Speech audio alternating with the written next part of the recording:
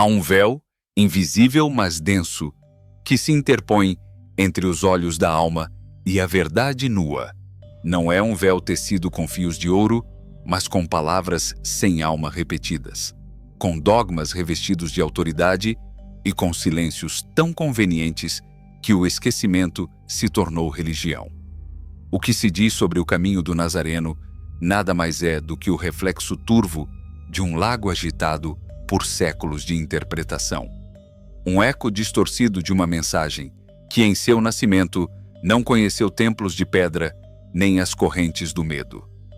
O que esteve oculto durante séculos não é um segredo reservado a poucos, mas uma chama que vive dentro de cada ser humano. Uma centelha adormecida, aguardando o momento do despertar. A mensagem original não era uma doutrina para ser repetida de cor, mas uma alquimia sagrada, destinada a dissolver os véus da ignorância e transfigurar a consciência.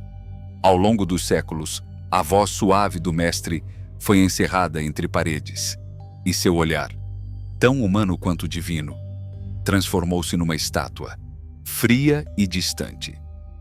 O que começou como um caminho de transformação interior, transformou-se numa estrutura de obediência. O mistério foi substituído pela letra, e a metáfora viva por leis inflexíveis. Mas a verdade, como o vento, não pode ser aprisionada a um único livro ou trancada num único templo. Nos dias anteriores às escrituras oficiais, os discípulos não aprendiam em praças ou catedrais, mas na intimidade do silêncio. Aprenderam sobre a alma, sobre a morte do ego e o nascimento do verdadeiro eu. Falavam do fogo interior, da conexão direta com a fonte sagrada que não habita nos céus distantes, mas no próprio centro do Eu Sou. Mas aqueles que carregavam essa luz eram taxados de hereges, suas palavras eram ocultadas e seus corações perseguidos. No entanto, nem tudo se calou. Num canto do deserto, escondida entre papiros e areia, ressurgiu uma mensagem que o tempo não conseguiu apagar. Num daqueles manuscritos esquecidos pela história, a voz do Nazareno ressoa novamente, sem filtros e sem interrupções. Se você trouxer à tona o que carrega dentro de si, o que trouxer à tona o salvará. Mas se não trouxer, o que não trouxer à tona o destruirá. Não é a voz de um Deus imponente, mas a de um guia que aponta o caminho para si mesmo. É um sussurro que nos diz que o reino não está na vida após a morte, nem nas promessas de um futuro incerto. O reino está aqui, pulsando em nossos peitos, esperando que o descubramos. A divindade não é um rosto sentado num trono celestial, é um brilho secreto dentro da alma. Uma vibração que, quando reconhecida, desperta e transforma o mundo exterior. Foi isso que Jesus ensinou, que o céu não é um lugar, mas um estado de consciência, que a verdadeira espiritualidade não se mede por sacrifício ou penitência, mas pela capacidade de amar, criar e despertar. O autêntico caminho cristão é uma ciência do espírito, uma dança entre o misticismo e o poder do pensamento. Como disse o Mestre, tudo o que pedirdes em oração, crendo, recebereis. Ele não estava falando de milagres mirabolantes. Ele se referia a uma lei sagrada. A mente, quando unida ao coração e visualizada com fé, gera uma energia que transforma o invisível em visível. Isso não é superstição, é a arte perdida de cocriar com o universo. Esse conhecimento, embora marginalizado por séculos, nunca desapareceu completamente. Alguns místicos, em suas celas de pedra ou sob o abrigo das florestas, preservaram fragmentos dessa sabedoria. No século XIII, um sábio chamado Eckhart escreveu que a alma deve ser esvaziada de tudo para que Cristo possa nascer nela. Deus não pode preencher o que já está cheio, disse ele, e não se referia à austeridade física, mas a uma entrega interior. Abandonar a ilusão de um eu separado, deixar o ego para trás, para que a verdadeira essência, eterna, luminosa, indivisível, possa se expandir como o amanhecer. Nos primórdios do movimento espiritual, que hoje chamamos de cristianismo, havia comunidades que entendiam que a divindade era uma experiência, não uma crença.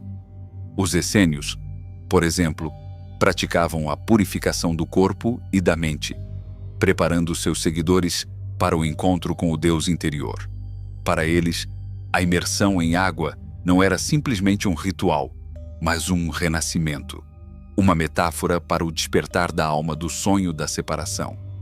Mas aos poucos, esses ensinamentos foram substituídos por uma teologia que enfatizava o pecado e a obediência, a culpa e a redenção externa. A salvação foi ensinada a estar fora, nas mãos de outros, e não dentro, no templo silencioso do coração. O Nazareno foi elevado a um pedestal tão alto que poucos ousaram seguir seus passos.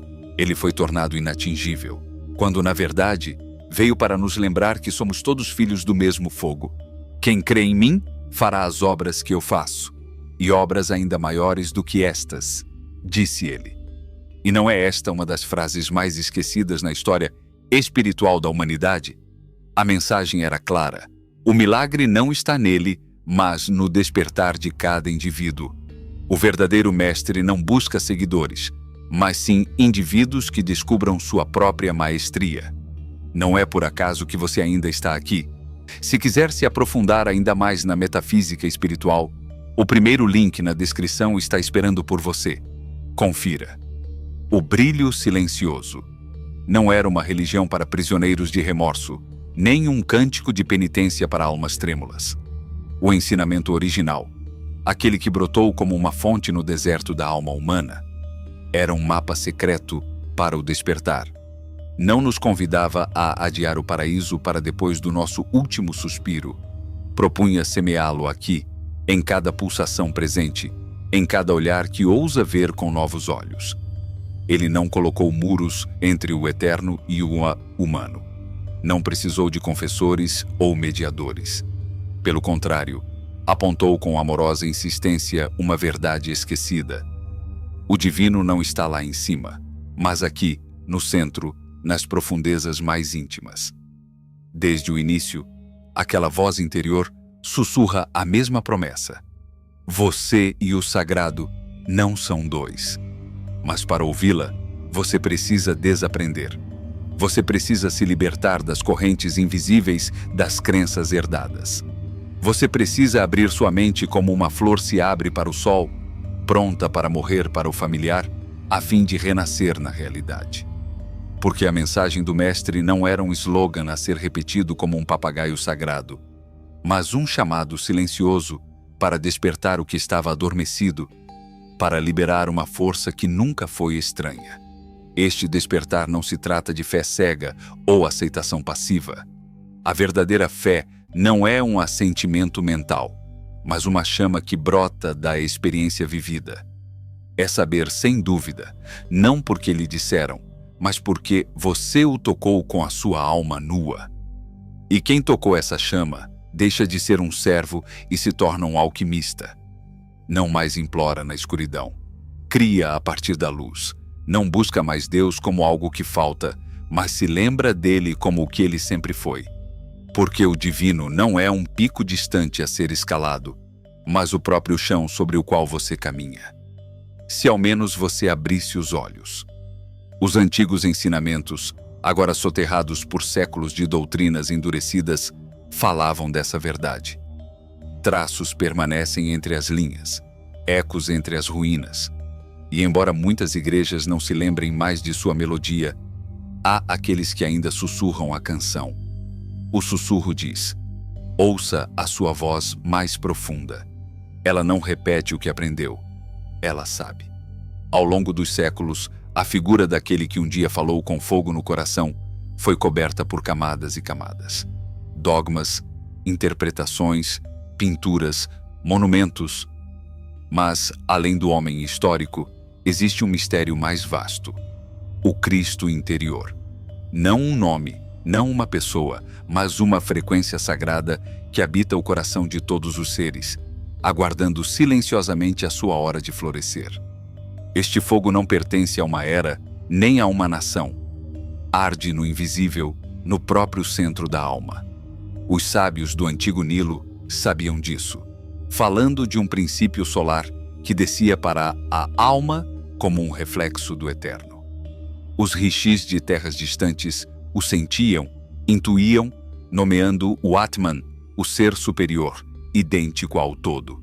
E foi lembrado por aquele que disse: "O reino está dentro de ti." Não era uma metáfora, era uma chave. Os místicos, aqueles santos loucos que ousaram olhar para dentro, compreenderam que o nascimento de Cristo não é um acontecimento do passado, mas um milagre que pode acontecer dentro de você. Não em uma caverna sob uma estrela, mas no templo secreto do seu peito, quando você se esvazia do orgulho e se torna humilde como a aurora. E um texto esquecido, silenciado por séculos, ousou dizê-lo sem rodeios: "Não chameis o homem de Cristo. Cristo é a luz que nele viveu." Não se trata de adorar uma figura, mas de encarnar o seu estado. Porque Cristo não é um personagem. Ele é um nível de consciência, um despertar profundo que dissolve máscaras e permite que o amor se expresse sem limites. É o momento em que você para de reagir por medo ou escassez e começa a agir a partir da certeza de que tudo está conectado e que o amor não é uma virtude. É a única realidade. Em uma antiga aldeia, perdida entre os sonhos do Oriente, conta-se que nasceu uma criança capaz de se lembrar de todas as suas vidas passadas. Seu olhar era sereno como a lua, e suas palavras deixaram os sábios locais perplexos. Ele falava de rios invisíveis que fluem entre as eras e de um fogo sagrado que tudo sustenta. Um dia, contemplando seu reflexo em um lago parado, ele compreendeu. Compreendeu que não era seu corpo, nem seus pensamentos, nem sua história. Era algo mais vasto, algo que nunca nasceu e nunca morrerá. Seu mestre, olhando para ele, disse em voz baixa: "Você viu o Cristo em você. Agora você deve encará-lo. Porque o verdadeiro desafio não é reconhecer a divindade, é vivê-la, incorporá-la a cada ação, respirar a partir dela, escolher a partir dela, amar sem máscaras, perdoar sem dívidas, criar sem medo." O Cristo interior não é uma ideia, é uma vibração. É a transformação da consciência comum em consciência luminosa. Aqueles que o despertam não caminham mais como vítimas do destino, mas como co-criadores do universo. Muitos alcançaram esse estado, mas seus nomes não são ouvidos nos altares, porque o verdadeiro despertar não precisa de microfone. Apenas silêncio, entrega e coragem. Você está disposto a despertar o fogo que dorme dentro de você? Portanto, não olhe em templos de pedra. Não espere por sinais no céu. Feche os olhos. Olhe para dentro. Lá, onde bate a pergunta mais antiga, o verdadeiro caminho começa. O fogo que dá nome ao mundo. Houve um tempo em que os sábios não escreviam tratados, nem fundavam escolas. Caminhavam silenciosamente pelos desertos da alma e falavam em sussurros ao coração humano. Entre eles, um poeta do espírito, um místico que dançava com as estrelas, falava de uma presença amada. Não era uma presença distante, nem um Deus encerrado em altares, mas uma centelha acesa no fundo do coração, onde a solidão se transforma em prece. São João, peregrino da alma na noite escura, compreendeu que não se chega a Deus gritando, mas sim pela dissolução do eu. Ele dizia que, quando o ego entra em colapso, a luz interior, como um sol oculto, brilha sem impedimentos. Teresa, mulher de visões e mansidão, viu em seus êxtases que a alma é um imenso castelo, e em sua câmara mais profunda arde a chama viva do Cristo interior. No entanto, o mundo moderno, saturado de ruído e aparências, esqueceu essa verdade. Transformou a mensagem do Mestre em um dogma externo, quando na realidade era um mapa para a transmutação da consciência. Ele veio não apenas para nos ensinar a amar os outros, mas para nos lembrar quem somos, para nos libertar da grande ilusão da separação e despertar o poder criativo que adormece dentro de nós. Este caminho não é fácil. Despertar o Cristo interior exige morrer antes de renascer. Exige abandonar todas as máscaras, abandonar os disfarces com os quais pensamos nos proteger e cruzar o limiar da verdade. Nesse sentido, a cruz não é um símbolo de derrota, mas de metamorfose. É a intersecção entre o que somos e o que podemos ser. O momento sagrado em que a alma se rende e a divindade flui como um rio que não pode mais ser detido. Dizem que em uma caverna perdida nas profundezas do deserto, um monge solitário escreveu uma frase em uma rocha. Cristo não está em templos nem em livros sagrados. Ele não está pregado na cruz, nem enclausurado em doutrinas.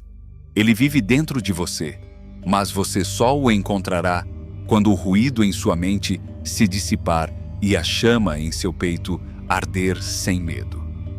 E é verdade. Quando o silêncio se torna profundo, quando nada mais é esperado, então sua voz pode ser ouvida.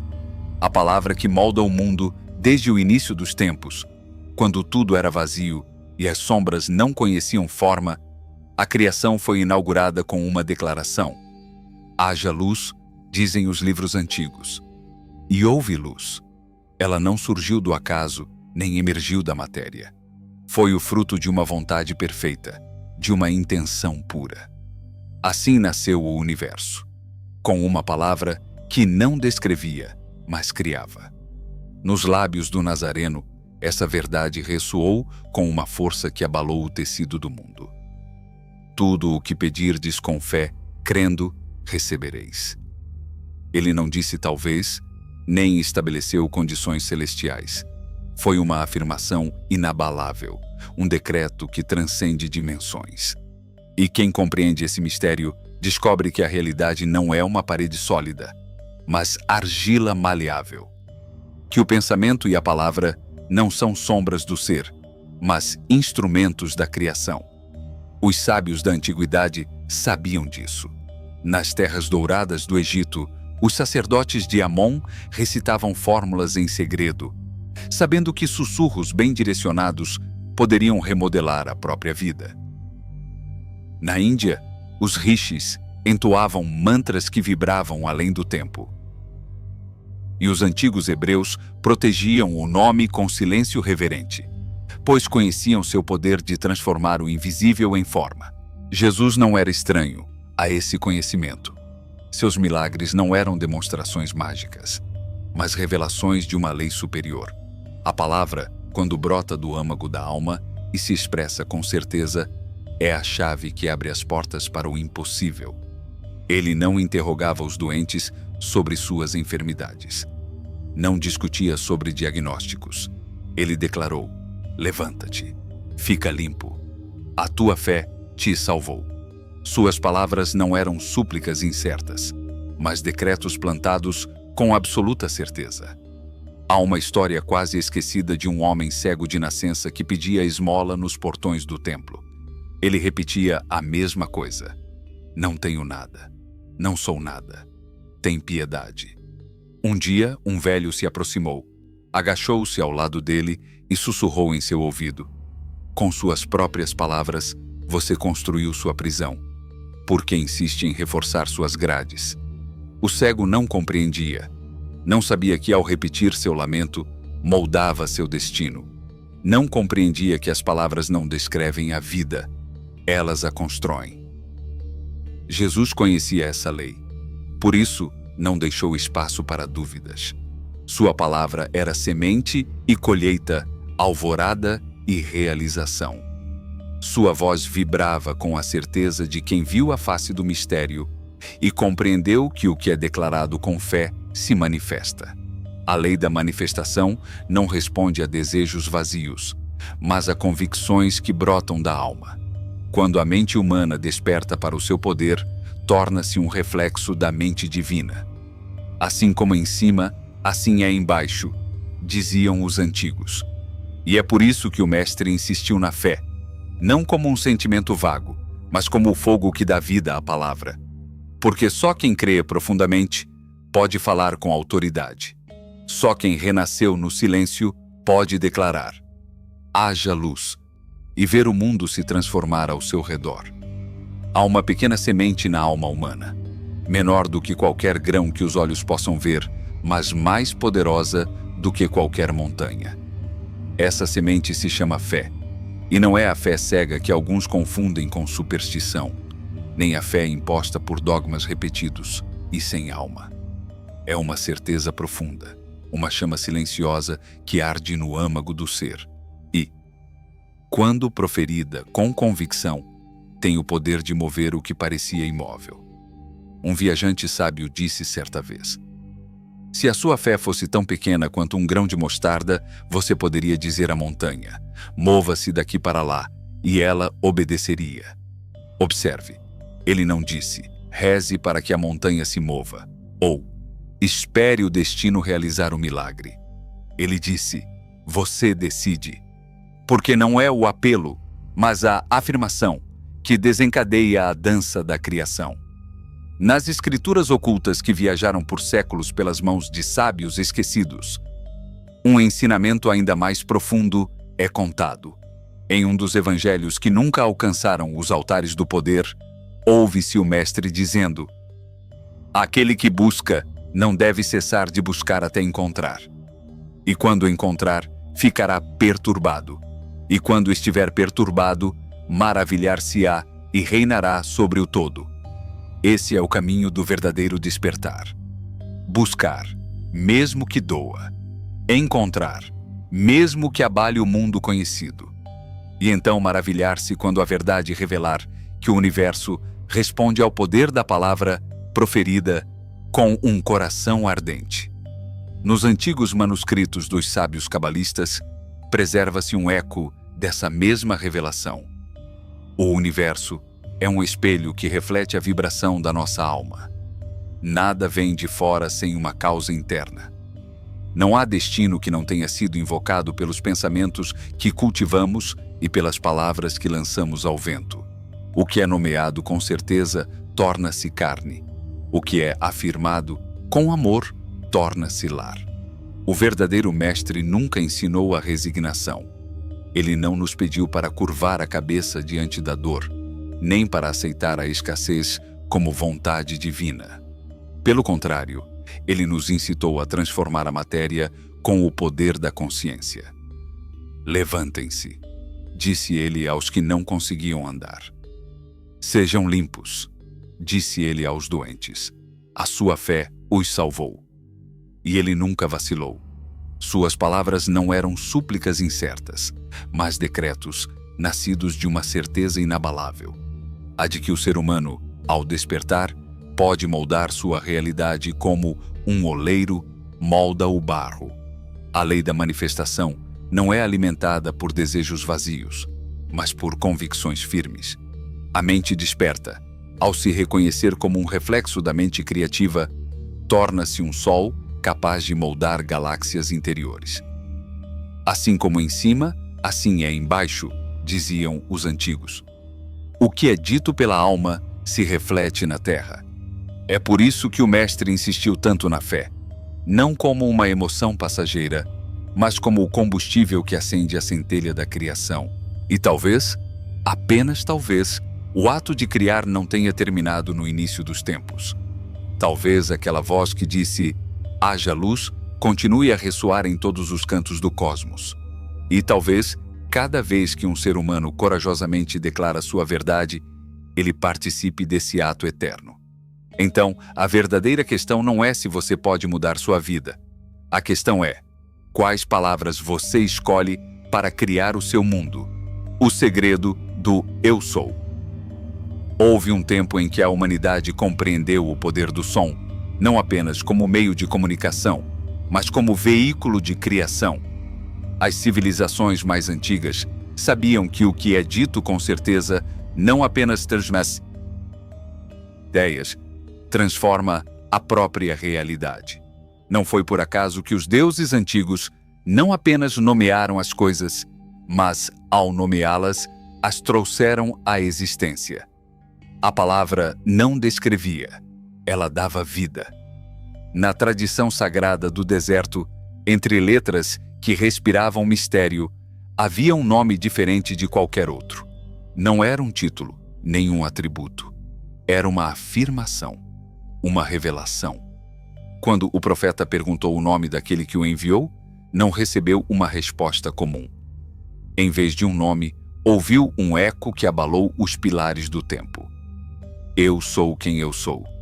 Não uma divindade distante, não um ser separado, mas uma presença que afirma sua existência a cada sopro do universo. Os sábios da antiguidade não encaravam esse nome levianamente. Consideravam-no uma vibração viva, uma chave secreta que, quando usada corretamente, poderia abrir as portas do invisível. Nas escolas de conhecimento oculto, dizia-se que esse nome não deveria ser pronunciado sem consciência, pois cada vez que um ser humano dizia "Eu sou", ele ou ela estava tocando o coração do universo. O mestre, conhecendo este segredo, utilizou-o com uma certeza que pouquíssimos compreenderam. Ele não disse "Ele é a luz" ou "Deus é o caminho". Ele disse "Eu sou a luz do mundo. Eu sou o caminho, a verdade e a vida. Eu sou a ressurreição". Ele não falou a partir do ego, mas da unidade, da fusão do ser humano com o divino. Porque nesse "eu sou" não há separação, nem distância entre o Criador e a criatura. Apenas presença, apenas consciência. Cada vez que dizemos "eu sou", estamos esculpindo a forma da nossa existência. Se dizemos "eu sou fraco", enfraquecemos nossas asas. Se afirmamos "eu sou forte", alimentamos a chama que nos transforma. Mas esse conhecimento foi retido por séculos. Nos templos de pedra do Antigo Egito, os iniciados passavam anos em silêncio antes de serem autorizados a pronunciar as palavras sagradas. Eles sabiam que quem fala, cria, e que cada palavra é uma semente plantada no campo invisível da alma. Hoje vivemos cercados de ruído, de palavras vazias que esquecem seu poder. Perdemos a reverência pela palavra, mas o universo não esquece e continua a responder àqueles que falam a verdade. Quando você diz "eu sou", faça-o com consciência, porque essa simples frase contém o mistério dos deuses e o destino da alma. Nela reside o fogo das estrelas e a chave que abre as portas do infinito. Não somos apenas o que o mundo nos disse que somos. Somos o que afirmamos com o coração desperto. E cada palavra, como uma faísca, pode acender o universo inteiro dentro de nós. A montanha interior e o nome sem nome. Nos evangelhos esquecidos pelo tempo, aqueles sussurrados pelo vento nos ouvidos daqueles que escutam com a alma, disse que o mestre proferiu uma frase que comoveu não pedras, mas corações. Se você disser à montanha para se mover, ela obedecerá. Não porque a palavra contenha um feitiço, mas porque quem fala a partir da verdade do ser não o faz como alguém separado do universo, mas como alguém que se lembrou de que faz parte da pulsação original que moldou o cosmos.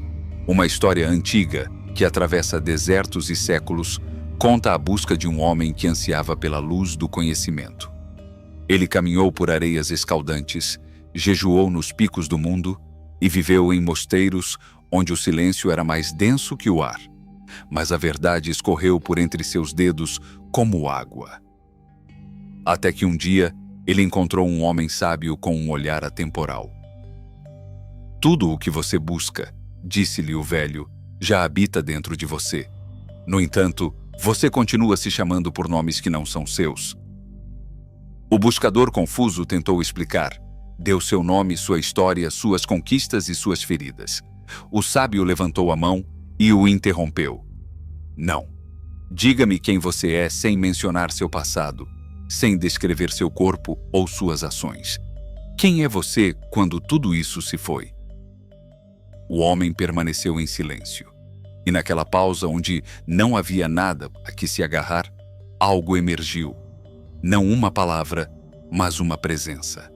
Não uma resposta, mas uma certeza. Ele havia tocado o limiar do eu sou. Não o eu do ego, nem o eu sou dos papéis, mas o ser nu, eterno, sem máscaras ou história. É por isso que quando o mestre disse eu sou, não se referia a si mesmo como filho de carpinteiro ou profeta errante, mas como o eco vivo da consciência universal. Sua voz não vinha da garganta, mas do próprio centro da criação. Os antigos sabiam que quem se lembra do seu verdadeiro nome, aquele que não está escrito, que não é pronunciado, mas que vibra em cada célula, recupera o seu poder. O segredo não é apenas que Deus existe. O segredo é que você é, que cada ser humano guarda dentro de si a centelha do infinito. Você não precisa viajar para templos distantes ou escalar montanhas sagradas. O divino habita na certeza silenciosa da sua existência. Quando você pronuncia eu sou, está esculpindo o seu mundo com a ferramenta mais poderosa que existe, a palavra consciente. Porque cada vez que você declara eu sou, você está definindo a sua realidade. Você dirá, eu sou fraco, ou eu sou forte. Eu sou esquecido, ou eu sou eterno. A criação não terminou com a primeira luz. Ela continua a se expandir cada vez que alguém ousa nomear sua verdade. O milagre invisível.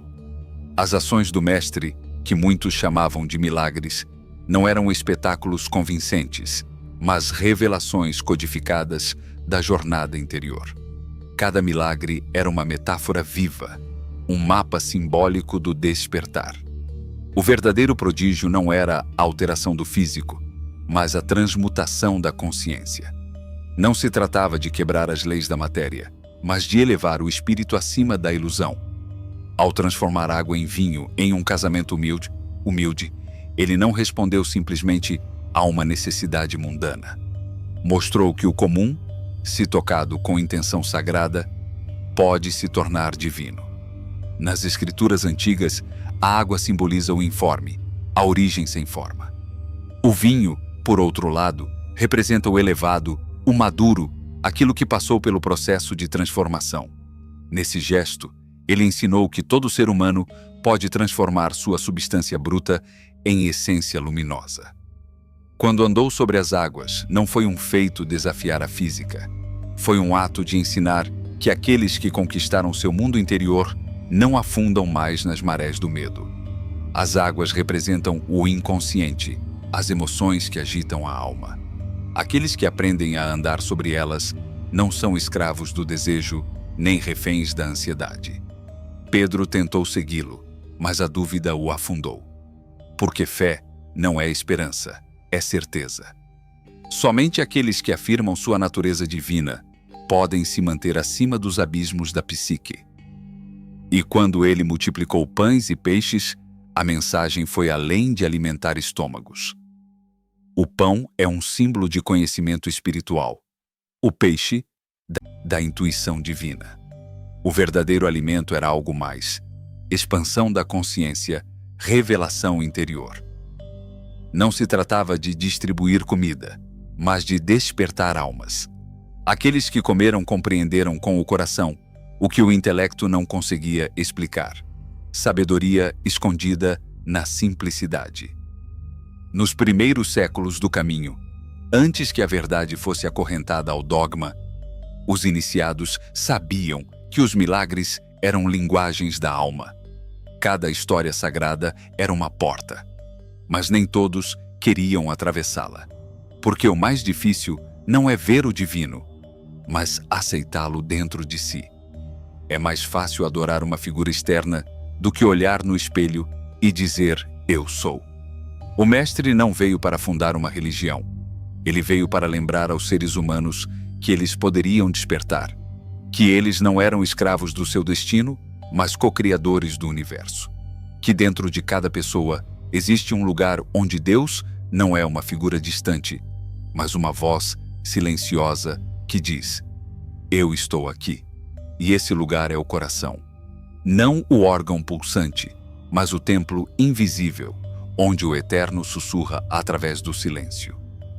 Você está disposto a ouvir isso? A chama secreta. Renascimento do silêncio. Os antigos guardiões do mistério sabiam algo que o mundo esqueceu.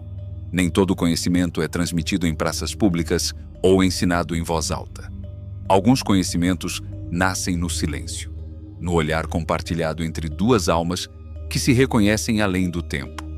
É por isso que nos primórdios da Nova Luz, antes dos templos ou das cruzadas, os iniciados usavam o símbolo do peixe não como um emblema religioso, mas como um sussurro secreto entre aqueles que entendiam que o verdadeiro alimento não é dado ao corpo, mas à alma sedenta pela verdade. Era um sinal de alimento oculto, da fonte interior, a qual só aqueles que aprenderam a ver com o coração podem acessar. E nesse legado de símbolos vivos, há um gesto que transcende até mesmo a matéria, o chamado de uma alma adormecida na caverna do esquecimento. Na história do Mestre da Luz, não um fazedor de milagres, mas um despertador de consciências, há uma cena em que ele chama um homem que estava preso na sombra da morte havia 4 dias. Seu corpo já exalava o aroma da decomposição.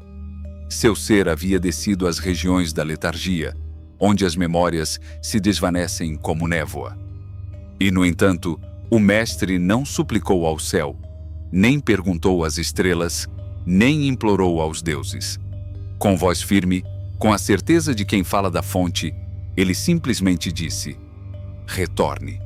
Aquele ato não foi um espetáculo, foi um ensinamento codificado. Ele nos diz que todo ser humano, mesmo aqueles que desceram às profundezas do esquecimento, pode renascer. Que nenhum abismo é tão profundo que a luz não possa alcançá-lo. Que toda queda carrega consigo a semente do retorno. Os sábios de outrora falavam da arte de dissolver o falso e reconstruir o eterno. Chamavam-lhe solva-gula, uma alquimia interna onde a máscara se rompe e a alma emerge nua, como uma nova chama. Cada gesto do Mestre: transformar água em vinho, restaurar a visão, despertar os adormecidos. Não eram truques celestiais, mas sinais de um processo que todo buscador pode empreender. A jornada do barro ao ouro, do medo ao amor, do esquecimento à memória divina. Num mosteiro escondido entre montanhas envoltas em névoa, um monge escreveu certa vez num pergaminho desgastado: o milagre não é mudar o mundo, mas os olhos com os quais você o vê.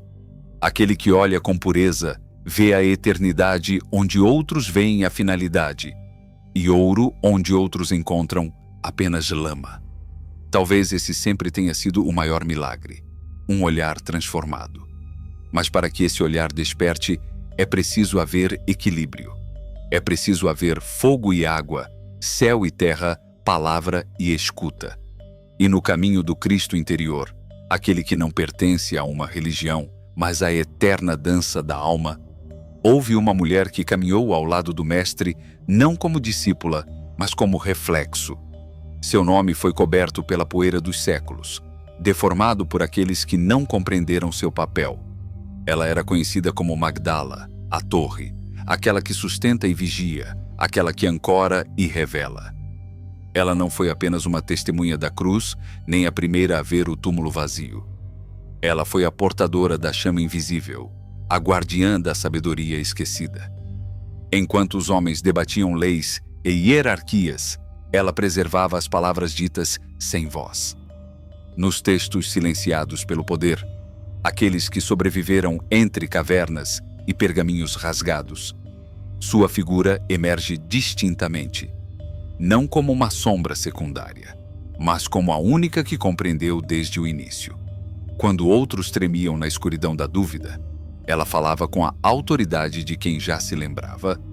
Pedro, num momento de confusão e ciúme, disse-lhe: Irmã, sabemos que o Mestre a amava mais do que aos outros. Diga-nos o que você sabe e nós não. O que ela vira que os outros não viram? Que palavras ecoavam dentro dela que não podiam ser compreendidas por ouvidos sonolentos.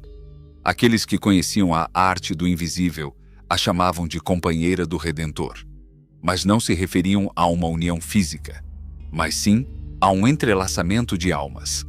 Para eles, Cristo não era uma figura do passado, mas uma centelha que arde em todos os corações que ousam despertar.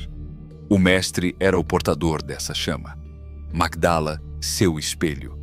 Ela não apenas ouvia seus ensinamentos, ela os encarnava.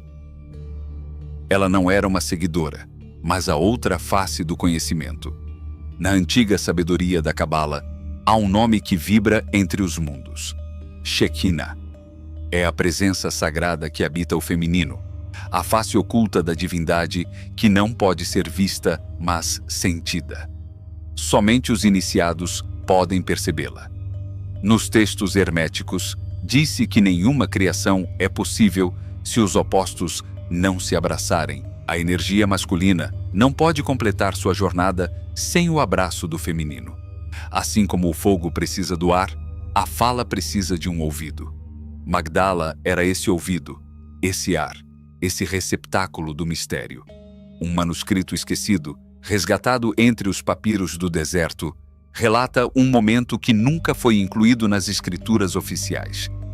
Enquanto o mestre ensinava na casa dos renascidos, alguns discípulos discutiam se as mulheres eram dignas de receber o ensinamento sagrado.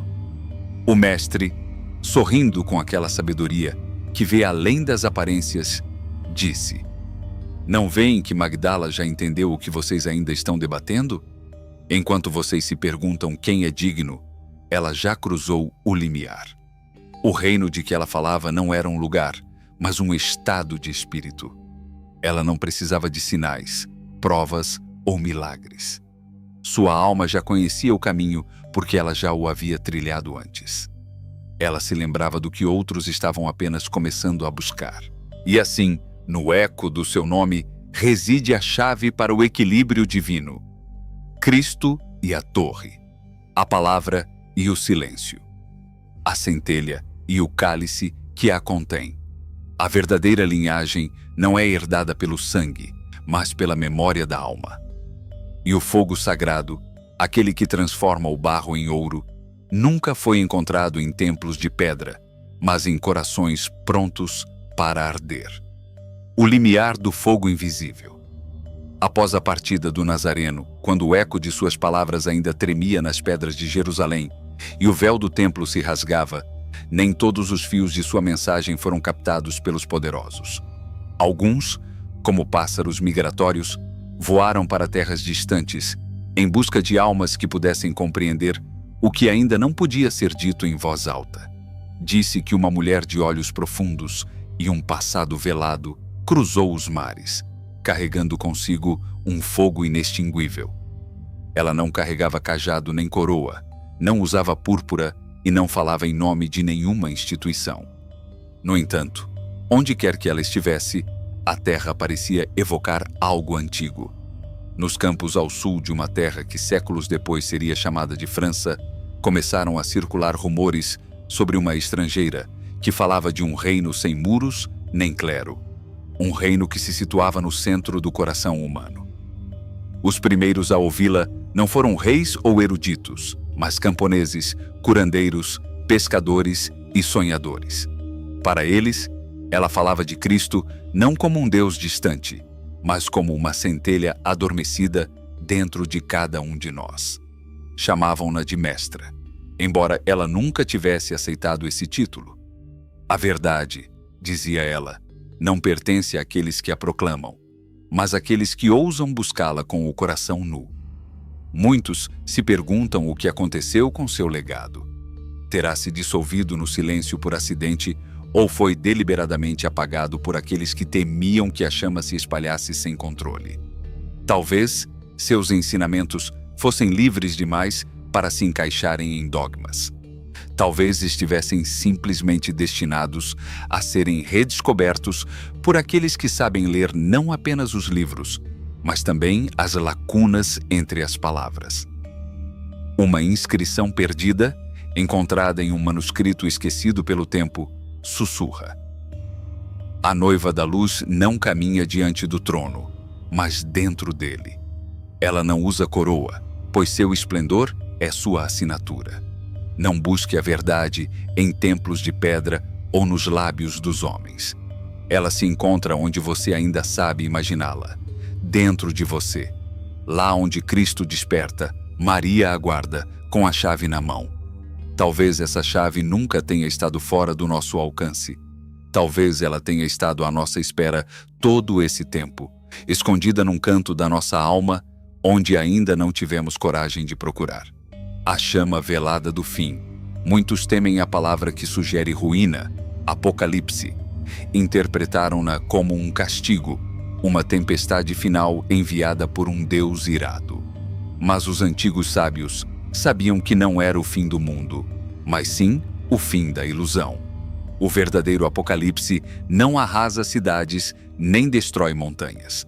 Ele se desenrola na paisagem interior, onde os muros da falsidade caem e a névoa que cobre a alma começa a se dissipar.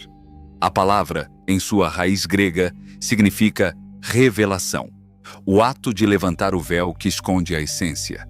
Não é a morte do corpo, mas o despertar do espírito.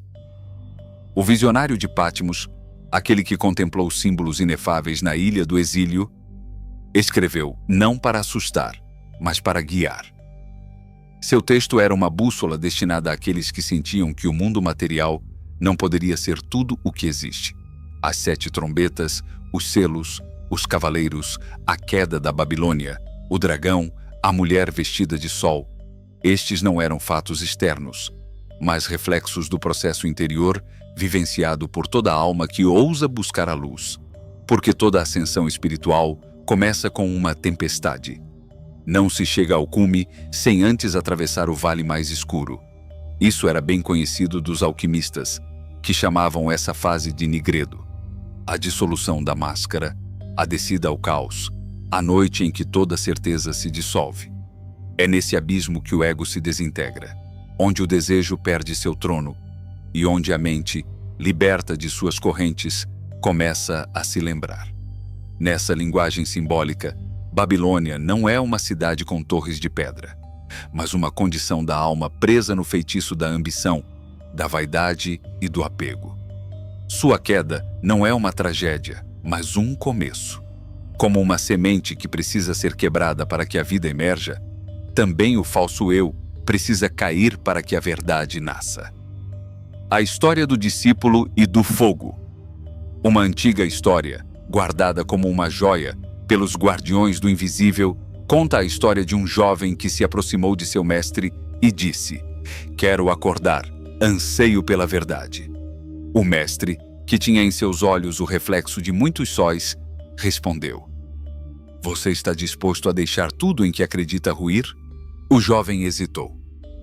"Se a verdade é bela, eu a aceitarei." O mestre balançou a cabeça gentilmente. "A verdade não é o que você espera. É fogo. Primeiro, ela irá consumi-lo. Transformará suas certezas, suas identidades, seus apegos em cinzas. Só então, dos escombros, você verá o que sempre esteve lá. Esse fogo é o verdadeiro apocalipse, não aquele que destrói o mundo, mas aquele que purifica a alma. Um fogo interior que não deixa pedra sobre pedra, mas que revela, nas cinzas, a eternidade que havíamos esquecido. A transformação da alma e a dança do adversário. No vasto templo das miragens, onde as almas confrontam seu reflexo mais temido, a batalha mais antiga e sagrada acontece. O duelo entre o que fomos e o que estamos destinados a ser. Os cavaleiros, antes vistos como arautos do castigo divino, nada mais são do que encarnações do karma, ecos de ações passadas que retornam para purgar tudo o que impede o despertar. São chamas que devastam os campos murchos da alma para que a semente de uma nova verdade possa brotar. O grande dragão que persegue a mulher vestida de sol não é um monstro alienígena, mas a sombra final que todo viajante espiritual deve enfrentar antes de cruzar o limiar da redenção. Ela, a figura feminina oculta em tantos contos sagrados, não cai. Ela é protegida por forças invisíveis que operam além do que os olhos compreendem.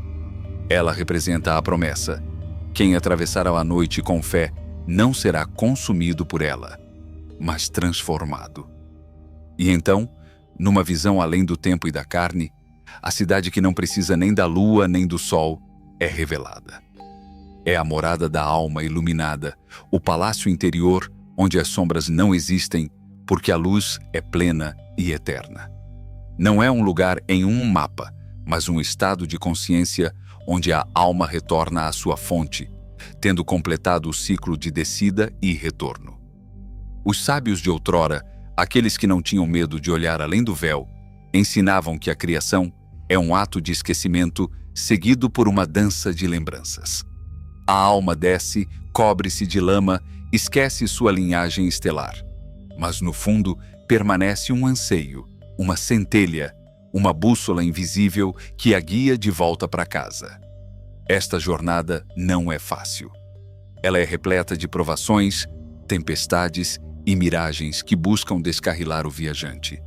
Mas aqueles que não desistem, aqueles que escolhem o amor em vez do medo, chegam ao fim do caminho.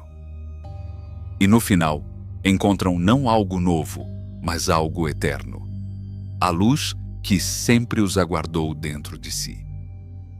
Num pergaminho enterrado sob séculos de areia, foi encontrada uma frase que resume esta jornada. Não tema o fim, pois não é um fim, mas o amanhecer do que você sempre foi. Talvez não estejamos esperando o apocalipse. Talvez já estejamos imersos nele. E a única pergunta que importa é: estamos prontos para acordar? Aproveito este momento para lhe dizer que se o que você vê ressoa com você, no primeiro link da descrição, você encontrará muito mais material para continuar aprendendo. O adversário interior e a verdadeira queda. A figura temida, a quem tanto chamam de Satã, não usa chifres nem empunha um tridente. Ele não habita infernos subterrâneos, nem se esconde atrás de rituais ocultos. O verdadeiro adversário é aquela voz íntima e sutil que sussurra dúvida, medo e separação. Não é uma entidade externa, mas a sombra do ego quando este se esquece de onde vem. A tão falada queda não foi a de um anjo rebelde lançado do céu, mas a do ser humano que, ao nascer neste mundo, esqueceu sua essência. Desde os tempos antigos, o conflito entre a luz e as trevas, entre a ordem e o caos, tem sido narrado. Mas pouquíssimos entendem que essa batalha não se trava em um plano cósmico distante, mas no altar íntimo do coração. Na tradição cristã, Lúcifer é o portador da luz que, em seu orgulho, é lançado nas sombras. Na visão sufi, ele é aquele que se recusa a se curvar diante do homem, sendo punido por sua fidelidade ao Criador. E nos textos gnósticos, falamos do demiurgo, um arquiteto cego que forja um mundo material, acreditando-se supremo, aprisionando as almas na prisão da ilusão. Todas essas histórias, tão diferentes e, ao mesmo tempo, tão semelhantes, apontam para uma única verdade. A queda é o esquecimento de quem realmente somos. É o momento em que a consciência se identifica com o corpo, com os pensamentos, com as posses, acreditando-se separada do todo. O ego, em sua raiz, não é mau. É uma ferramenta, um veículo, um instrumento, através do qual a alma vivencia a dualidade. Mas quando ele esquece seu papel e se proclama rei, quando assume o comando da alma, ele se torna o verdadeiro adversário. A palavra Satanás vem do hebraico Ha-Satan, que não significa demônio, mas sim aquele que se opõe. É qualquer força que resiste ao crescimento espiritual. Jesus compreendeu isso durante seu retiro no deserto. Por 40 dias, ele confrontou não uma entidade externa, mas seus próprios pensamentos, desejos e tentações. A voz lhe disse: transforme estas pedras em pão, apelando ao seu desejo de conforto e poder. Então, atire-se, os anjos o sustentarão, instigando sua necessidade de validação. Finalmente, ajoelhe-se, e tudo isso será seu, seduzindo-o com controle e supremacia. Mas ele não lutou contra aquela voz com violência, e sim com a verdade. Ele não a negou, mas também não a aceitou. Ele simplesmente a superou. Nos escritos ocultos do deserto, disse que antes do nascimento, a alma passa por 7 portais. Em cada um deles, um véu é colocado sobre ela: o do esquecimento, o do desejo, o do medo, o da separação. E quando chega a este mundo, acredita ser um ser isolado, sozinho, cercado de inimigos. Esta é a verdadeira queda, a ilusão da separação, a cegueira para a unidade. Mas, se esquecer foi a queda, então lembrar é redenção. Não se trata de destruir o adversário, mas de compreender que ele sempre foi uma sombra projetada pela nossa mente. Não se trata de negar o ego, mas de integrá-lo, colocando-o a serviço da alma. Despertar não é uma guerra entre o bem e o mal, mas um ato de recordação. Lembrar que somos luz, mesmo quando atravessamos a noite mais escura. Lembrar que não há inimigo mais temível do que a ignorância, e nenhuma salvação mais luminosa do que o autoconhecimento. Porque no final, o único inferno é viver no esquecimento, e o único paraíso é voltar para casa. O número e a prisão da forma. Nos antigos ensinamentos dos sábios do silêncio, uma frase assombrosa era sussurrada: o adversário é a divindade observada através do véu do medo. Não existem duas forças opostas, nem dualidade eterna entre a luz e a escuridão como entidades separadas. O que existe, o que sempre existiu, é uma única energia primordial que assume múltiplas faces, dependendo do espelho em que a consciência se reflete. Quando esse espelho é contaminado pela ignorância e pelo apego, a energia se manifesta como o ego selvagem, como aquela voz interior que teme a transformação e se apega ao que é familiar. Mas quando o espelho está limpo e o coração está desperto, essa mesma energia se revela como a força criativa, a vontade divina, que molda galáxias e ilumina almas. Um pergaminho escondido nos labirintos da sabedoria cabalística alertava: quem teme o adversário entrega seu poder a ele. Quem o ignora cai em suas armadilhas.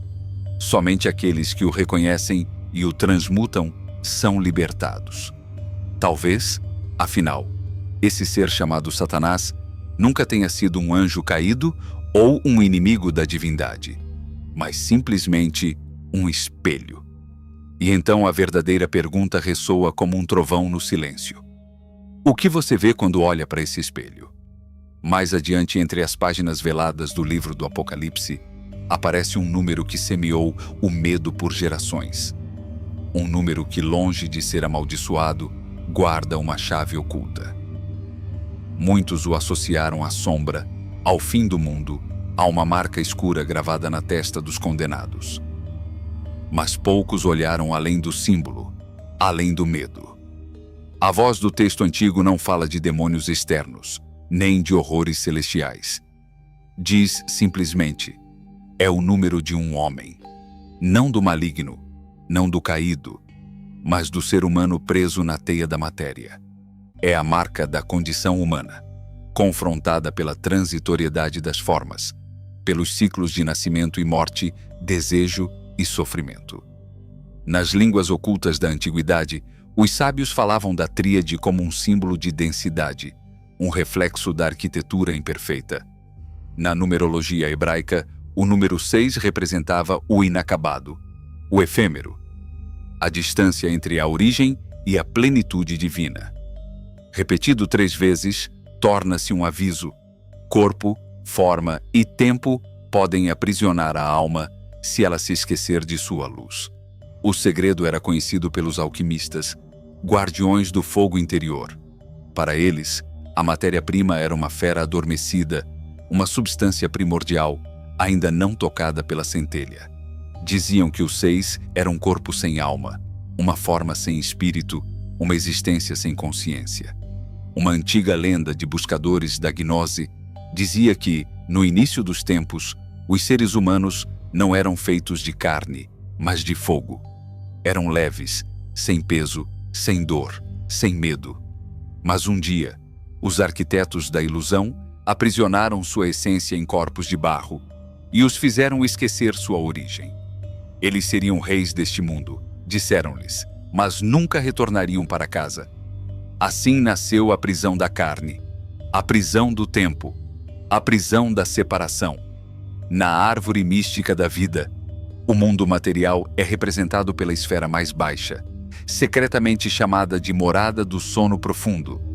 É a região onde a consciência adormece e a alma afunda na luta pela sobrevivência. Ali, o ser humano se torna um número, mais uma engrenagem na máquina universal, desconectado de sua fonte. Mas aqui está o paradoxo. O número não é uma condenação, mas uma oportunidade. Não é um castigo, mas uma chave. A besta não é uma criatura externa à espreita nas sombras. É o ego ainda não esclarecido. É a parte de nós que ainda não despertou. E ao compreender isso, a percepção muda. O medo desaparece. A sombra se revela como um guia disfarçado, e a prisão que parecia selada a ferro se torna um limiar. Porque mesmo no barro, há sementes da eternidade. Porque mesmo na forma, há vislumbres da chama original. Porque a alma, embora acorrentada, nunca parou de queimar. E talvez, apenas talvez, o número que tanto aterrorizou as pessoas não seja nada mais do que a assinatura esquecida do viajante que um dia partiu do reino da luz e que agora, em meio à matéria e às memórias, começa a se lembrar do caminho de volta. Os antigos sábios, em sua sabedoria que beirava a eternidade, não falavam do ser perfeito como um ideal distante, mas como uma presença possível. Não era um mito, mas uma direção. Deram-lhe um símbolo. 3 vezes 7. Não por superstição, mas por compreensão. O número sagrado, repetido como um mantra da alma, representava o ser humano que conquistou o labirinto da matéria. Não o fizeram fugindo do mundo, nem o rejeitando. Alcançaram-no através do fogo silencioso da transmutação. Não escaparam da terra, redimiram-na. Onde outros viam correntes, ele via sementes. Onde outros amaldiçoavam a carne, ele a transformou em templo. Dizem que em um mosteiro perdido entre as areias do deserto jaz um manuscrito antigo, quase desfeito pelos séculos e pelo vento. Ele contém um aviso escrito com traços de paciência e compaixão. Não tema o número da besta. Tema ser a besta sem saber. Quando os seres humanos se lembram de sua origem, não com a mente, mas com o coração iluminado, o temido 6, repetido 3 vezes, se dissolve como névoa ao sol.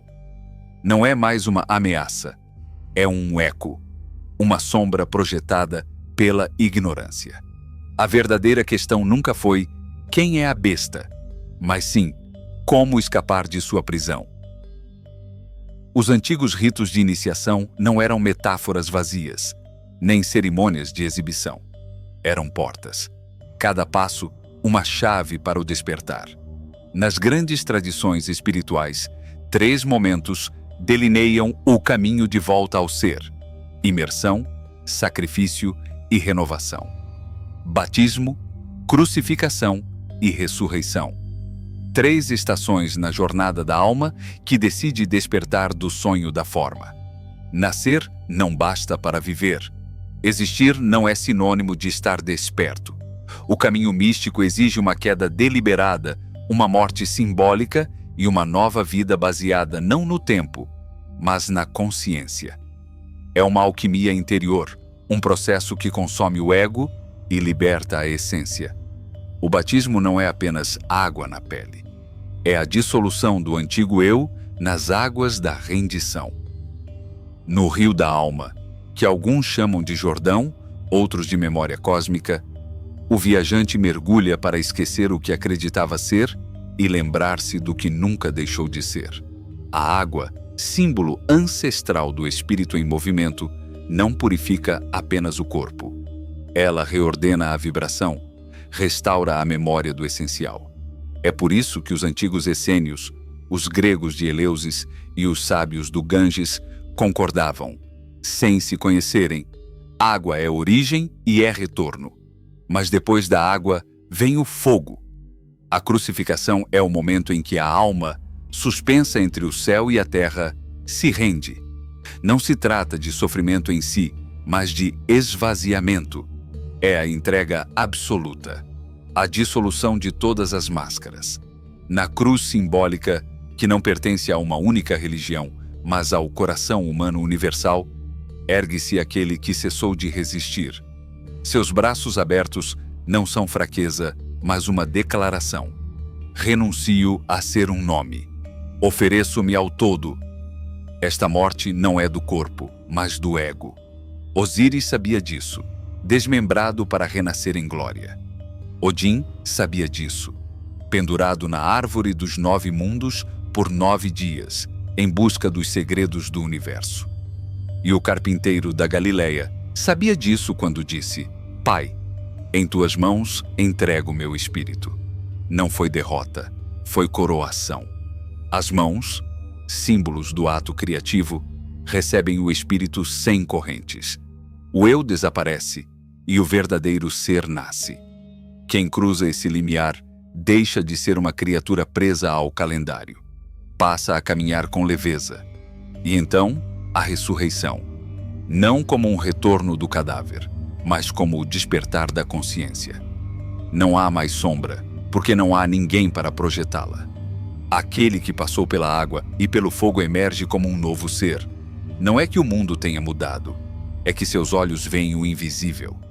7 repetido 3 vezes não é um número, é uma melodia. É a harmonia de alguém que se lembra de sua divindade enquanto caminha entre o pó. Ele não fugiu do mundo. Ele o transformou de dentro para fora. Ele não teme mais o 6 multiplicado, porque compreendeu que até a besta era uma professora disfarçada, que até a prisão era uma escola, que até o exílio era um caminho. E agora, ele, ela, vive, não como antes. Ele vive acordado.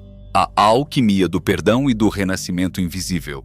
A soleira do túmulo foi fechada não com uma chave, mas com medo. Mas um dia, como se guiado por uma mão que não é deste mundo, o peso da pedra cedeu. Não foi um milagre cênico, mas um ato silencioso de verdade universal. A morte não era um muro, mas uma ponte. O fim não era um fim, mas um começo. Ressurreição não é retornar ao que era antes. Não é retornar à respiração que um dia conhecemos, mas despertar para uma nova dimensão do ser, onde as sombras não mais ditam as regras e onde o medo perdeu seu trono. É emergir da casca da carne e adentrar, nu, no abraço do eterno. Quando aquela mulher, aquela que amava além dos limites impostos, encontrou seu mestre após o túmulo, ela não o reconheceu. Não porque seus olhos estivessem velados, mas porque sua forma não era mais a mesma. A melodia de seu ser havia mudado, como a água muda quando se transforma em vapor. Sua vibração não era deste mundo. Ele não retornou como antes. Retornou transfigurado. Não como um corpo, mas como a verdade tornada presente. A ressurreição, portanto, não é física no sentido vulgar. É o desabrochar do invisível. É a alma que superou a matéria, não destruindo-a, mas compreendendo sua ilusão.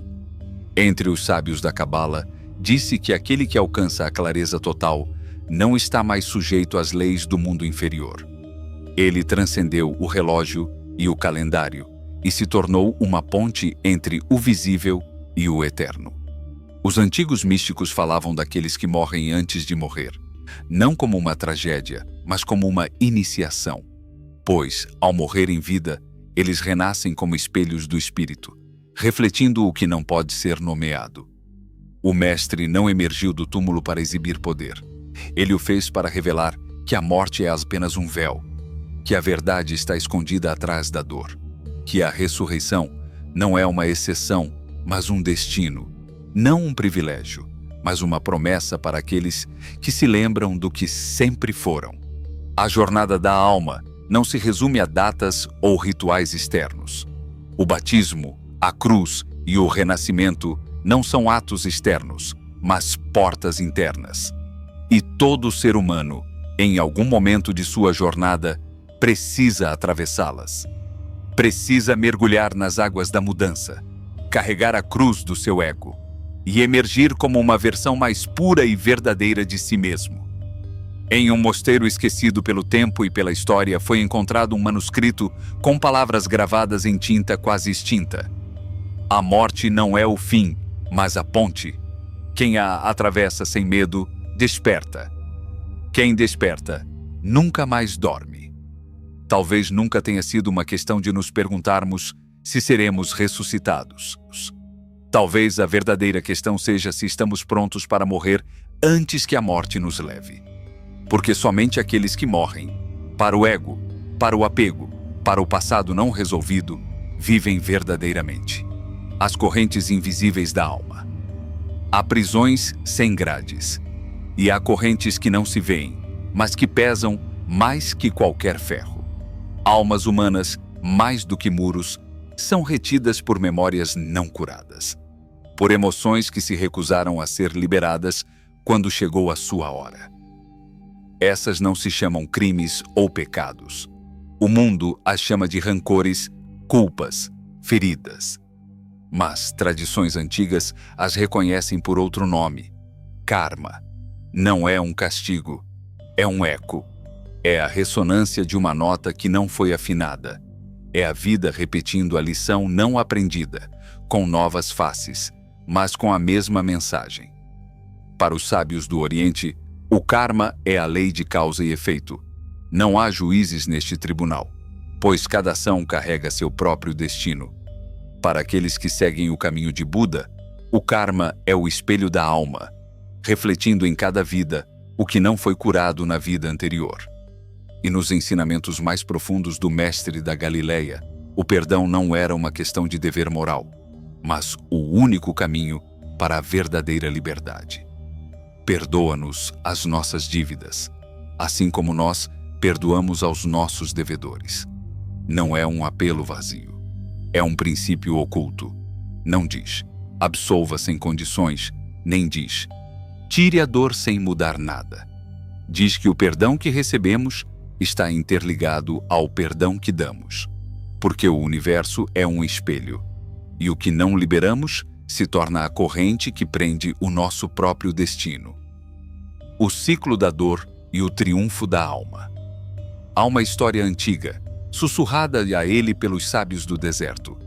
Ela conta a história de um homem que, vida após vida, buscou a justiça. Em cada existência, ele encontrou seu carrasco com uma nova face. Às vezes, como um inimigo em batalha. Às vezes, como um amante traiçoeiro. Às vezes, como um irmão que lhe tirou tudo. E sempre, no final, a mesma cena: dor, morte e retorno.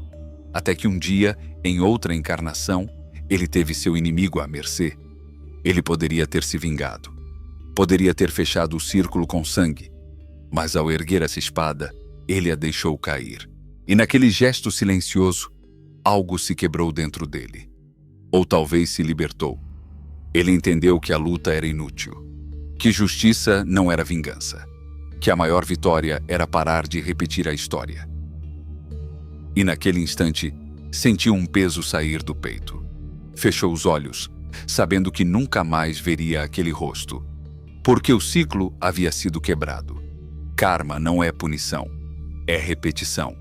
Não é dívida de outra pessoa, mas uma reflexão interior. E o perdão é a chave que quebra essa roda. Jesus e a alquimia secreta do perdão. No momento mais sombrio, quando já estava pendurado na madeira, quando seu corpo estava se dissolvendo e a humanidade parecia tê-lo abandonado, ele proferiu uma frase que ainda ressoa através dos séculos. Pai, perdoa-lhes, porque não sabem o que fazem. Não era fraqueza, era alquimia. Era o ato supremo de transmutar dor em luz. Ele não fez isso por aqueles que o feriram, mas por si mesmo. Porque perdoar é libertar-se.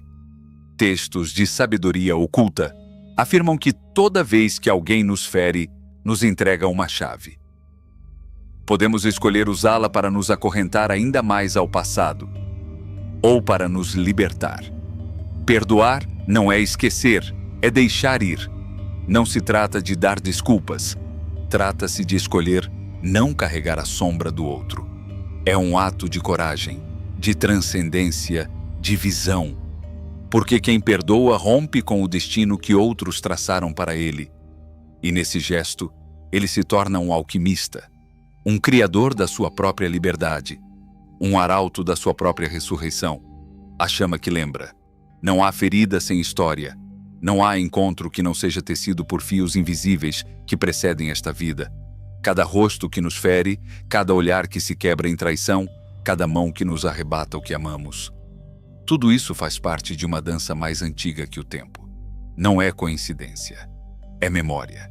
É um eco que retorna. A dor é um limiar. Pode nos fechar ou nos abrir. Quando alguém quebra nossa confiança, quando somos humilhados ou despojados, a alma se encontra diante de uma encruzilhada sagrada. Lá, temos dois caminhos: repetir a corrente e nos agarrar ao ressentimento como um escudo, ou transformar tudo isso em sabedoria. Aquele que habita a ferida diz: eu não te perdoo, jamais esquecerei. Mas aquele que despertou murmura silenciosamente: eu causei esta cena sobre mim, e hoje escolho deixá-la ir. Deixar ir não é justificar, nem é ignorar a dor. Deixar ir é quebrar o ciclo que, de outra forma, nos arrastaria repetidamente pelos mesmos corredores de sofrimento. O que não é curado se repete. O que não é liberado nos oprime. E a alma não pode voar com correntes nos tornozelos. Uma antiga lenda, guardada dentro dos muros de um mosteiro, escondido entre as montanhas nevadas, conta a história do último dia de um mestre. À beira da morte, ele reuniu seus discípulos, olhou para eles com olhos serenos e disse: amei intensamente e também feri. Fui amado e fui ferido. Mas não desejo levar nada comigo. Meu único desejo é abrir mão de tudo. Ele fechou os olhos e, com seu último suspiro, disse: nada me prende. Estou em paz. Dizem que seu corpo desapareceu como uma brisa morna em uma noite de inverno. Que sua alma não deixou rastros no ciclo de encarnações e que ela nunca mais retornou. Porque talvez o céu não seja um lugar, mas um estado. Talvez a verdadeira libertação não esteja no que acumulamos, mas no que temos a coragem de deixar para trás. E se isso for verdade, então só resta uma pergunta: quanto mais queremos carregar? O despertar da centelha divina. Durante séculos, as pessoas olharam para os céus, aguardando o seu retorno. Profecias e visões pintaram a imagem de um ser luminoso descendo entre as nuvens, separando os justos dos injustos, curando a escuridão do mundo com um gesto. Essa esperança brilhou como uma tocha na noite mais escura. Mas e se tudo isso não passar de um símbolo mal interpretado? E se a segunda vinda não for o retorno de um Salvador externo, mas o reacendimento do fogo sagrado dentro de cada ser humano? O verdadeiro retorno não é uma aparição estrondosa, mas um despertar silencioso interior. Jesus, em palavras que muitos repetem, mas poucos compreendem, disse certa vez: o reino não virá com sinais visíveis. Não dirão: aqui está ou ali está, pois o reino está dentro de vocês. Essas palavras, ocultas entre doutrinas e rituais, contêm um mistério. O divino não está em um lugar, mas em uma frequência interior. Quando paramos de procurar Deus em templos de pedra e o descobrimos no olhar de um estranho, no sussurro do vento, no perdão que oferecemos, então o Cristo interior começa a despertar.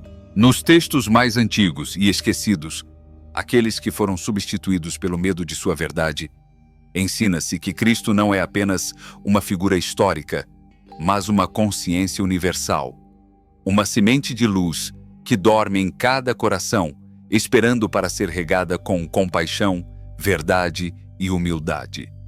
O ensinamento gnóstico fala de Cristo como um estado da alma, o ápice mais elevado da percepção, onde o eu se dissolve e só resta a unidade. Não é domínio de uma religião, nem domínio exclusivo de uma história. É uma chama eterna que habita em todas as almas que buscam algo mais do que o mundo material. O Evangelho segundo Tomé, atribuído às palavras mais íntimas de Jesus, diz: quando fizeres o interior como o exterior, e o exterior como o interior, e o alto como o baixo, então entrarás no reino.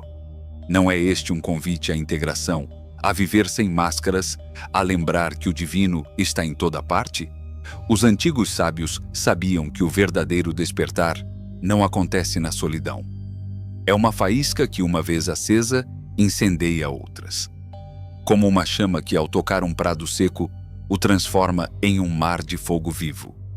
Uma consciência desperta toca outras consciências, e, de repente, o que era escuridão se transforma em alvorada. O renascimento da humanidade não virá com o som de trombetas ou com o pôr do sol. Virá silenciosamente, quando os homens e mulheres desta terra pararem de olhar para fora e ouvirem o seu interior. Quando cada pessoa se tornar um portal. Quando o amor substituir o julgamento e a compaixão substituir o medo. Então não haverá uma segunda vinda. Haverá milhões. O banquete da eternidade não é um mistério reservado a uma única tradição, nem uma revelação escondida nas páginas de um único livro sagrado. No fundo de cada cultura, nos ecos mais antigos da alma humana, existe uma história que se repete como um rio que sempre retorna ao mar. Assim como nos manuscritos esquecidos do deserto e nos cânticos dos sábios do Himalaia, a mesma verdade é sussurrada nos jardins da alma. A escuridão não é o fim, mas o limiar da verdade. No cerne do misticismo hindu está a narrativa da passagem de Kali Yuga, a era da confusão e da sombra, para Satya Yuga, o alvorecer da verdade. Nos ensinamentos do Buda, o Bodhisattva não ascende para se perder no nada, mas escolhe permanecer, incorporando a compaixão para guiar os outros a despertar de seu longo sono.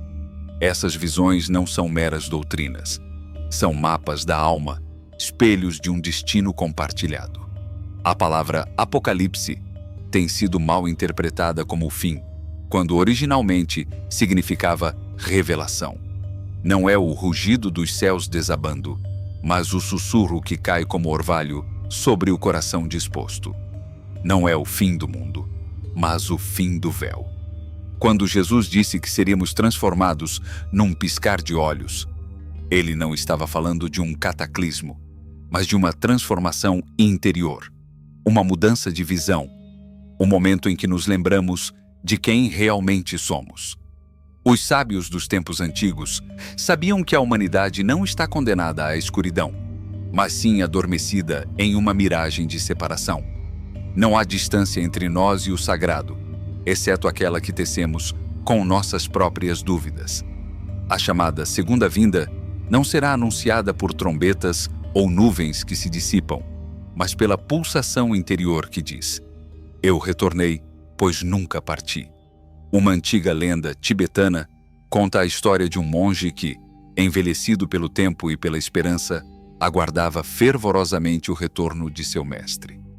Ele ouvira dizer que seu retorno traria consigo a sabedoria perdida e o fim do sofrimento. Mas os anos passaram como folhas levadas pelo vento, e nenhum rosto celestial desceu dos céus. Um dia, no topo de uma montanha silenciosa, enquanto meditava, o monge teve uma visão. Ele viu o rosto do mestre em cada ser humano, no olhar límpido de um mendigo, no canto despreocupado de uma criança, no choro de uma mãe. E então ele compreendeu. O mestre não retornaria, porque nunca havia partido. Ele estava sempre presente, esperando que o discípulo abrisse os olhos. Se isso for verdade, e todos nós sabemos disso em nossos corações, então a chave não é procurar sinais no céu, mas olhar profundamente para dentro de nós mesmos. Não se trata de esperar por milagres externos, mas de ser o milagre que os outros esperam. Não se trata de seguir ídolos distantes, mas de acender a chama que arde silenciosamente em nossos corações. Um antigo pergaminho encontrado nas cavernas do tempo diz: quando a humanidade se lembrar de sua origem, o Filho do Homem aparecerá em cada coração. Então, céu e terra não estarão mais separados e não haverá mais espera. Talvez Cristo nunca tenha partido. Talvez ele tenha estado aqui o tempo todo, em cada ato de ternura, em cada despertar silencioso, em cada alma que se lembra de sua verdadeira luz. E se isso for verdade, se realmente for, então a única pergunta que importa é: quando abriremos os olhos? Em uma sala modesta, iluminada apenas por lamparinas a óleo, o mestre partiu o pão e ergueu o cálice. O que parecia um jantar de despedida era, na realidade, um ritual secreto, um ato de alquimia espiritual. Os discípulos, ainda cegos à profundidade do momento, pensaram estar testemunhando o fim, sem saber que estavam, na verdade, sendo iniciados no início de algo eterno. O pão não era apenas alimento, era a substância primordial, o símbolo da matéria que, quando purificada, se torna espírito. Do Egito às antigas escolas de mistérios, o pão representava a própria vida. No maná do deserto, nos mistérios de Eleusis, nos altares dos deuses antigos, o pão sempre foi mais do que trigo. Era essência, era substância universal. Quando o mestre disse: "Este é o meu corpo", ele não estava se referindo apenas à sua carne, mas à estrutura invisível que sustenta o universo, àquela centelha que habita tudo o que respira. Era a linguagem da alma falando em símbolos, um conhecimento que somente o coração puro poderia entender. E o vinho era o fogo interior. Nos antigos rituais de Dionísio, era bebido para cruzar o limiar do cotidiano e entrar em comunhão com o divino. Na tradição da Cabala, o vinho flui como energia das esferas superiores para o coração humano.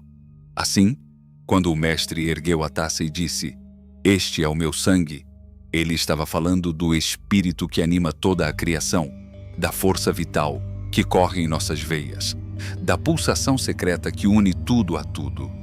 Beber daquele cálice não era beber vinho, era aceitar o chamado.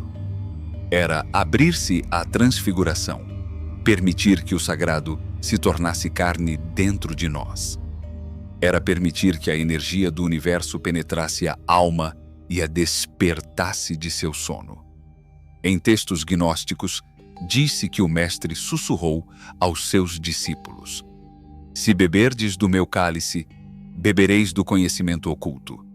Se comerdes do meu pão, jamais conhecereis a morte. Pois o verdadeiro alimento não é físico, mas eterno." A última ceia foi muito mais do que uma refeição. Foi a transmissão de um código vibracional, uma semeadura energética em corações dispostos. Foi o momento em que a consciência crística foi impressa naqueles que estavam prontos para recordar. E assim, no silêncio daquela noite ancestral, o pão e o vinho deixaram de ser objetos. Tornaram-se símbolos vivos, portas, chaves, convites, porque em sua essência, todo banquete sagrado é uma oferenda de transformação. E quem tem a coragem de aceitá-lo, deixa de ser o que era e se torna o que sempre foi. Ao longo dos séculos, grandes sábios ensinaram não apenas com palavras, mas com gestos sagrados que falavam diretamente à alma. Nos templos da Índia antiga, a comida oferecida, prasad, não era um simples bocado. Era a essência do mestre cristalizada na matéria. Quem a comia, dizia-se, absorvia a vibração daquele que havia despertado. Nas estradas do deserto, os dervixes do sufismo inalavam o sopro de seu guia espiritual, como se fosse o próprio alvorecer da iluminação. Quando o mestre de Nazaré partiu o pão e elevou o vinho, não estava celebrando uma refeição comum. Estava semeando um código. Não estava saciando a fome de seus discípulos, mas sim alimentando suas consciências com uma programação silenciosa e profunda, que mais tarde germinaria em revelação. O pão representava a estrutura, a forma que sustenta. O vinho era o movimento, o espírito fluindo. Juntos, eles formavam a alquimia que desperta a alma adormecida. Aquele encontro, tantas vezes lembrado como a última ceia, foi verdadeiramente um limiar. Dali em diante, os homens que o acompanharam nunca mais foram os mesmos. Algo dentro deles, mesmo que não conseguissem nomear, havia mudado. O fogo invisível do Mestre estava tatuado em seus corações. Contam as lendas que, após a ascensão do Mestre, seus seguidores se reuniram nas sombras do anonimato, temendo o mundo, mas fiéis à luz. Ali, repetiam o mesmo gesto: partir o pão, servir vinho. Mas não o faziam por nostalgia. Faziam-no para se reconectar com o sagrado, para reacender a centelha que os havia transformado. Sabiam que aquele ato não era um símbolo, era uma ponte. Não era teatro, era ritual. Em um mosteiro esquecido pelo tempo, um manuscrito escondido continha uma mensagem enigmática. Quando o pão é puro, torna-se leve. Quando o vinho é compreendido, torna-se fogo. Quem une os dois não dorme mais. Talvez aquela refeição nunca tenha terminado. Talvez em cada ser humano que desperta, o banquete continue. A questão não é se aconteceu, mas se estamos prontos para beber. A linguagem da alma, num mundo saturado de ruído, onde os pensamentos rugem como tempestades, o homem se esqueceu de como ouvir. Ele acredita que a oração é uma conversa sem fim e que a meditação é o silêncio de um copo vazio. Mas, na realidade, ambas são portas. Ambas levam ao mesmo lugar, a fonte. Uma para dentro, a outra ainda mais profunda. Desde o início dos tempos, os buscadores compreenderam que o divino não se encontra em templos de pedra, mas nas catedrais interiores do ser. O Mestre disse com clareza cristalina: quando você orar, entre no seu quarto, feche a porta e ore em segredo. Ele não estava falando apenas de um espaço físico, mas de um santuário interior, um retiro ao qual o espírito sempre teve acesso. Lá, onde a voz da alma jamais foi silenciada, a verdade aguarda. Os essênios, aqueles homens da aurora, meditavam diante do sol nascente, reconhecendo que toda luz externa é apenas um reflexo da luz interior. Os monges do deserto buscavam a oração ininterrupta, onde cada respiração se tornava um diálogo com o eterno. Os dervixes rodopiavam até se dissolverem, perdendo-se na dança do ser, até se tornarem a própria presença. Mas o que é realmente oração? E o que é meditação? A vibração da palavra. A oração autêntica não é um apelo à falta, é uma declaração de comunhão. Não nasce da necessidade, mas da certeza. O Mestre não nos ensinou a pedir o que nos falta. Ele nos ensinou a nos alinharmos com o que temos. Seja feita a tua vontade. Essa era a chave. Porque a vontade divina não é o capricho de ninguém, mas o fluxo mais perfeito do universo. A corrente sagrada que sabe para onde ir, mesmo quando não sabemos. Os antigos sábios entendiam que a palavra é mais do que um som, é poder em forma de vibração. Para os hebreus, o nome do Todo-Poderoso não era apenas um conjunto de letras. Era uma energia inefável, um sopro sagrado que não podia ser pronunciado sem reverência. Nos textos védicos, o som é o eco primordial que sustenta todas as formas. Nos evangelhos gnósticos, o Mestre declara: pedi sem medo, e vos será dado. Falai com certeza, e vos será revelado. A verdadeira oração não se repete como um ritual vazio. É proferida com espírito. É decretada pela alma. Porque a palavra é o cinzel com que o homem esculpe a sua realidade. Um sábio sufi certa vez sussurrou: a melhor oração não é dita com os lábios, mas com cada batida do coração. A fusão do silêncio. Se a oração é falar com o divino, a meditação é ouvir a sua resposta. E essa resposta não vem em palavras, mas na vibração que sustenta todas as coisas. Os primeiros cristãos praticavam a arte de Hyakya, o silêncio profundo da alma que escuta. Nas montanhas da Índia, os rishis sentavam-se em contemplação até se desfazerem do eu e se fundirem com o todo. Na tradição do Tao, afirma-se que quem alcança a quietude torna-se um reflexo do universo. O mestre também se retirou para o deserto. Distanciou-se das multidões, buscando o abraço invisível da fonte. Passou noites inteiras em comunhão com o inominável, porque o contato com o divino não é um ato único. É um estado de ser. Os monges do Himalaia falam de uma montanha onde o vento não faz barulho. Lá, naquele silêncio absoluto, eles ouviram algo que nenhuma língua consegue descrever. A ponte, oração e meditação não são opostas, mas complementares. Uma é o fogo que acende, a outra é o espaço que a contém. Quando as duas se unem, uma ponte se constrói entre o humano e o eterno. E somente aqueles que ousam atravessá-la compreendem que nunca estiveram separados, que o pão era luz, que o vinho era fogo, e que a alma, em seu anseio mais profundo, sempre buscou lembrar que a divindade não está longe, mas dentro de si. Desde o início dos tempos, os sábios do deserto sabiam que respirar não era um simples ato físico, mas uma dança sagrada entre a alma e o infinito. Inspirar era receber o sussurro do invisível. Expirar era oferecer uma parte de si ao mistério eterno.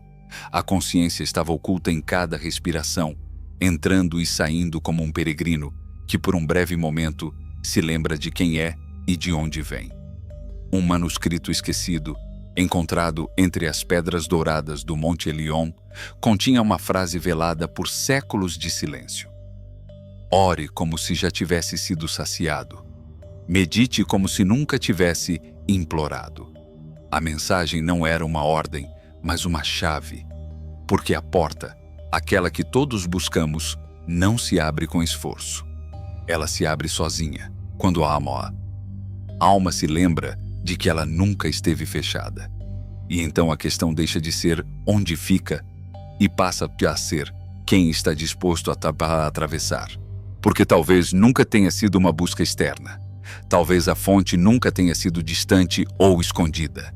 Talvez o retorno não exija mapas, mas coragem. O amanhecer se instala em um horizonte diferente. Não é apenas mais um dia. É o prelúdio de uma nova consciência brotando das rachaduras do antigo. As estruturas do passado, aquelas construídas sobre medo, punição e separação, começam a ruir como torres de areia que não contêm mais a verdade. Mas o novo não vem de fora. Não cai do céu, nem emerge de antigas profecias. O novo desperta de dentro, como uma chama que sempre esteve acesa sob camadas de esquecimento. O que alguns chamam de ungido não é um homem que retorna, mas uma consciência que desperta. Não é o retorno de um salvador, mas a lembrança de uma luz que vive em cada coração humano desde o início dos tempos.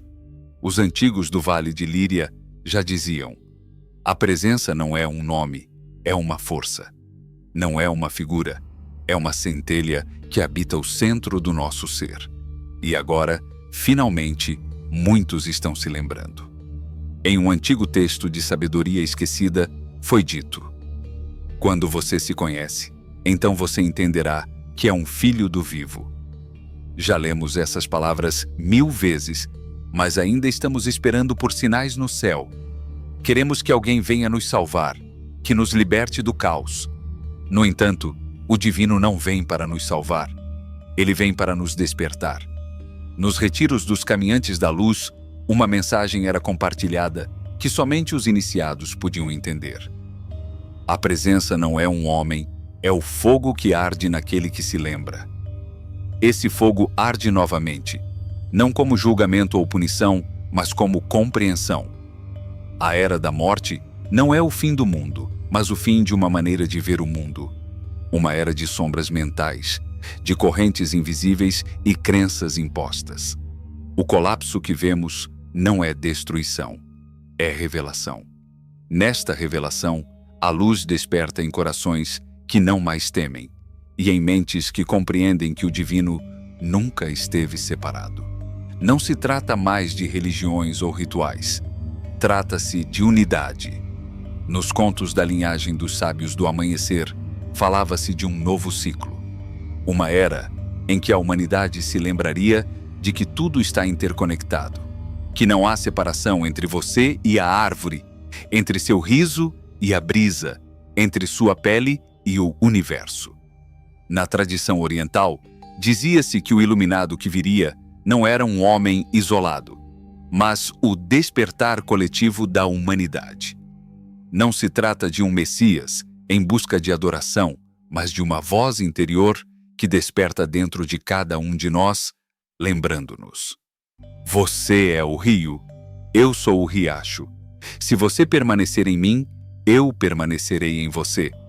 Não há nações ou nomes que possam encerrar o infinito. Não há uma única palavra capaz de conter o mistério. Porque o sagrado não pertence a ninguém. Pertence a todos nós. Os antigos poetas do Sul contam a história de um homem que vivia em estado de espera. Todos os dias, ele erguia os olhos para o céu, sonhando com a chegada do Mestre. Não se permitia amar, rir ou chorar completamente, pois sua vida estava em suspenso, aguardando o grande momento. Certa noite, em um sonho tão claro quanto o amanhecer, ele ouviu uma voz. Por que você ainda está esperando? Ele, tremendo, respondeu: porque me disseram que ele viria. E a voz respondeu: olhe para si mesmo na água. O homem olhou para um lago silencioso e viu seu próprio reflexo, mas era diferente. Seus olhos brilhavam à luz do sol. Sua pele resplandecia com a pureza do amanhecer. Ele acordou em lágrimas, mas não esperou mais. Porque entendi que o despertar não vem como um trovão. Ele vem como um sussurro na alma. O renascimento já começou. Não virá com trombetas ou exércitos celestiais. Está nascendo em cada criança que olha com admiração, em cada mulher que sente que não há fronteiras entre sua alma e a de outro ser, em cada homem que abandona o medo e caminha em direção à clareza com o coração aberto. A segunda vinda não é um evento, é uma perspectiva diferente. E a única pergunta que permanece é: você abriu os olhos? Este exercício não requer templos ou altares. Apenas atenção. Escolha um lugar comum, uma rua, uma loja, um banco, sua cozinha e feche os olhos. Respire fundo 3 vezes. Inspire a presença. Expire o esquecimento. Então, abra os olhos como se não fossem seus, mas sim os do Eterno dentro de você. Veja cada pessoa como se fosse um disfarce sagrado, uma manifestação do Um. Mesmo aqueles que o ignoram ou o irritam, você consegue ver o divino neles. Observe os objetos, as árvores, os tijolos, como se o Espírito habitasse em tudo. E se você falar com alguém, ouça como se o Criador estivesse falando com você através de uma máscara. O que muda em você? Você sente mais paz, mais ternura? Um leve sussurro de unidade envolvendo tudo? Você não precisa fazer isso o tempo todo. Apenas em momentos escolhidos. Caminhando, parando, lembrando. Porque essa prática, se feita com sinceridade, reescreve sua maneira de ver o mundo. Pois o Eterno nunca esteve ausente. Foi o mundo que o cobriu de julgamento, medo e esquecimento. Em um texto antigo, o Mestre diz: rache um tronco, e lá estarei eu. Levante uma pedra, e você me encontrará. O Espírito está em tudo. E a única pergunta real é: você tem coragem de ver? Espero que você tenha gostado dessa jornada tanto quanto eu gostei de compartilhá-la com você. Se quiser levar isso para o próximo nível, não se esqueça de conferir o primeiro link na descrição. Você encontrará mais conteúdo, exercícios e ferramentas que podem transformar sua jornada. Aguardo você lá dentro.